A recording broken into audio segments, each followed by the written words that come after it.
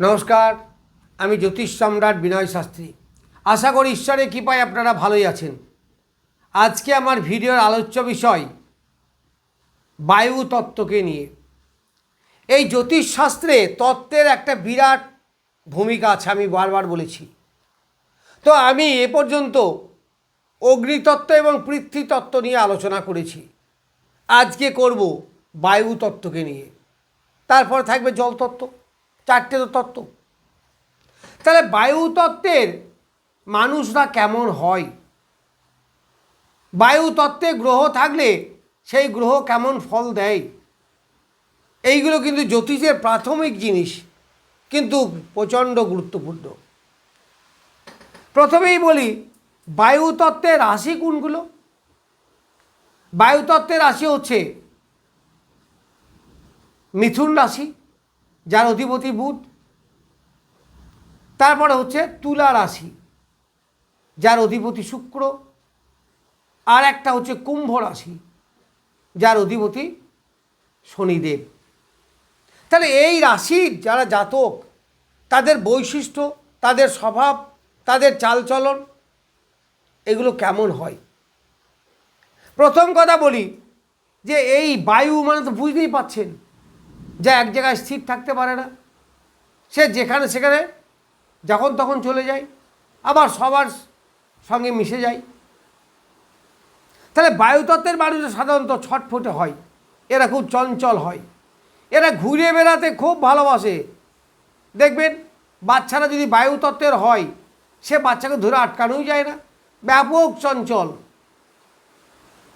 আবার এরা ঘুরে ঘুরে ব্যবসা করা, যেগুলো মেডিকেল রিপ্রেজেন্টেটিভ, যে কোনো এজেন্সি লাইন, যারা গান বাজনা করে বেড়ায় বিভিন্ন জায়গায়, এই সব ক্ষেত্রে কিন্তু এই তত্ত্বের মানুষরা বেশ ভালো ফল দেয়। তবে এদের ধৈর্য খুব কম, বুঝতে পারছেন, বায়ু তো সে উড়ে বেড়ায়, তো তার ধৈর্য খুব কম। এই বায়ুতত্ত্ব, বায়ুটা হালকা পাতলা জিনিস, সেই জন্য এই জাতকরা দেখবেন খুব একটা ভারী কাজ করতে পারে না। ভারী কাজ করতে পারে মানে কৃষিকাজে এরা খুব দক্ষ নয়, যেমন রাজমিস্ত্রি বা লেবার, এরা কিন্তু এই সমস্ত কাজে দক্ষ হতে পারে না, কারণ এরা হালকা কাজ পছন্দ করে, বসে বসে লেখালেখি করা, বুদ্ধি, ব্রেন, মাথা দিয়ে যে ব্রেন দিয়ে যে কাজগুলো হয়, এই সমস্ত কাজ করতে এরা ভালো পারে। কায়িক পরিশ্রম করলে অল্পতেই এরা ক্লান্ত হয়ে পড়ে। এরা লং টার্ম চিন্তা করতে পারে না, যা করবে ফটাফট। দেখবেন যারা সায়েন্সে, এরা বেশিরভাগ সায়েন্সের স্টুডেন্ট হয়, এরা ছটফটে হয়। এরা অঙ্ক ধরলো, অল্প চিন্তা করেই করে ফেললো, না হলে আর হবে না। অনেকক্ষণ ধরে চিন্তা করব, অনেকক্ষণ বসে বসে ভাববো কী করে করা যায়, এত ধৈর্য কিন্তু এদের থাকে না। এরা বেশ বুদ্ধিমান হয় এবং ব্রেনের কাজে খুব দক্ষ। এরা প্রচণ্ড পরিবর্তনশীল হয়।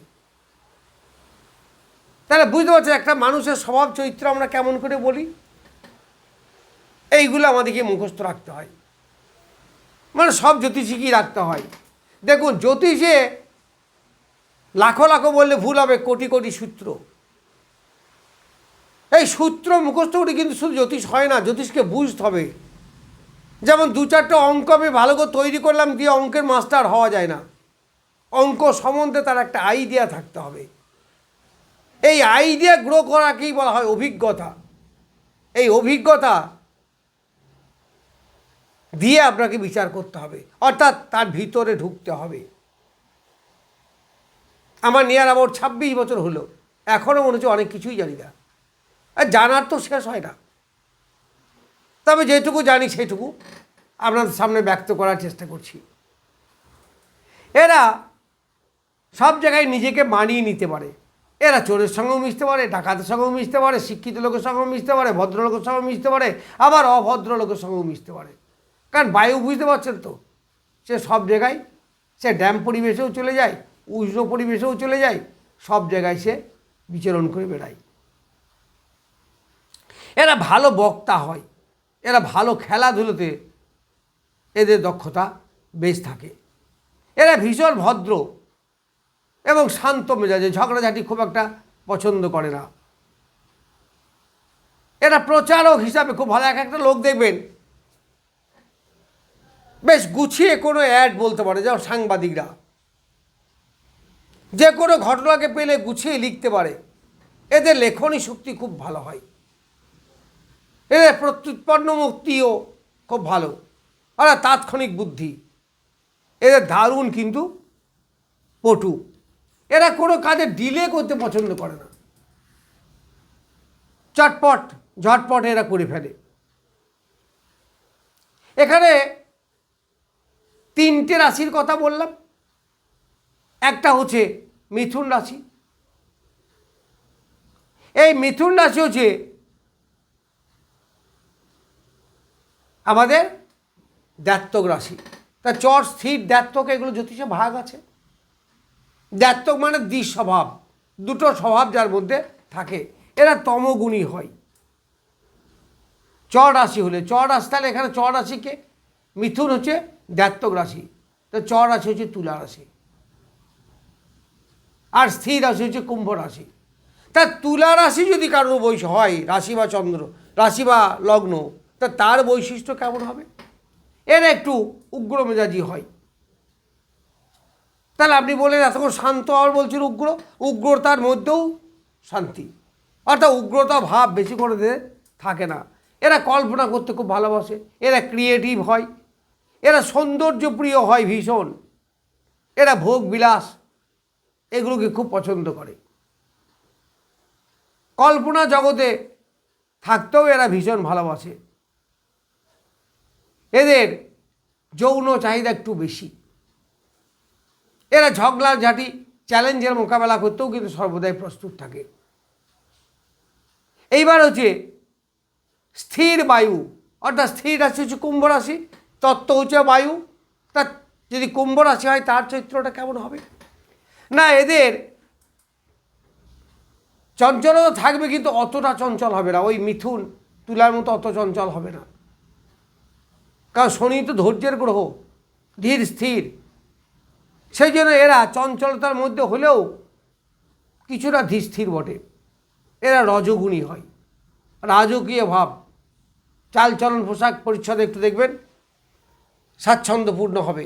এরা একটু ভালো পোশাক পরিচ্ছদ পরা, ভালো খাওয়া, একটু ভোগ বিলাসী, তার সাধ্যের মধ্যে এইগুলো কিন্তু করার চেষ্টা করা থাকে। এদের শরীর স্বাস্থ্য মোটামুটি শক্ত হয়। ওই যে এতক্ষণ বললাম না, এরা খুব ভারী কাজ করতে পারে না, কিন্তু কুম্ভ রাশি হলে তবুও একটা করতে পারবে।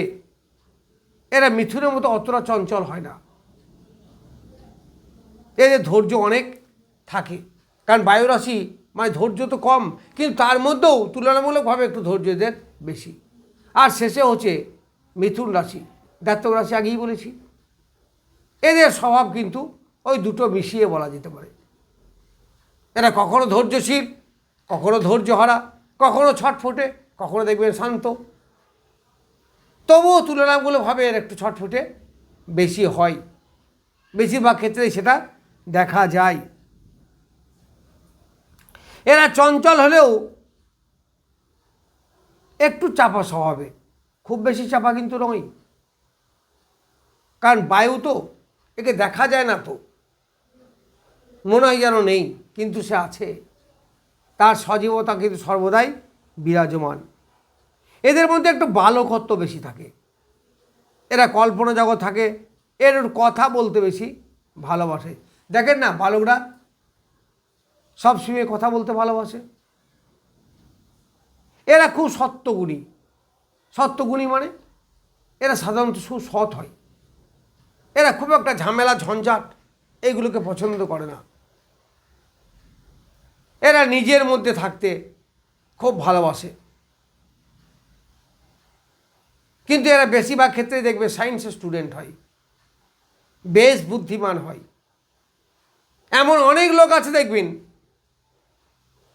যারা সায়েন্স নেওয়াতে লেখাপড়াই করে নাই, কিন্তু বেশ বুদ্ধিমান। বুদ্ধিমান বলতে এডুকেশনে বুদ্ধিমান কি, তা বুদ্ধিমান বলি না, একা লোক দেখা যাবে লেখাপড়াই করে না কিন্তু ভালো চাষ করতে পারে, চাষ সম্বন্ধে তার দারুণ জ্ঞান আছে, সে হতে পারে। দেখবেন বেশি দূর লেখাপড়া নেই কিন্তু মেডিসিন সম্বন্ধে খুব জ্ঞান আছে, হাতুড়ে ডাক্তার, লেখাপড়ায় মাধ্যমিক পাশই করে নাই, এই ধরনের তাৎক্ষণিক জ্ঞান, বাস্তবতাকে মিলিয়ে অ্যাপ্লাই করার ক্ষমতা এদের যথেষ্ট বেশি থাকে। যাই হোক, আমি বায়ুতত্ত্ব সম্বন্ধে কিছু বললাম। নমস্কার, আজ এই পর্যন্তই।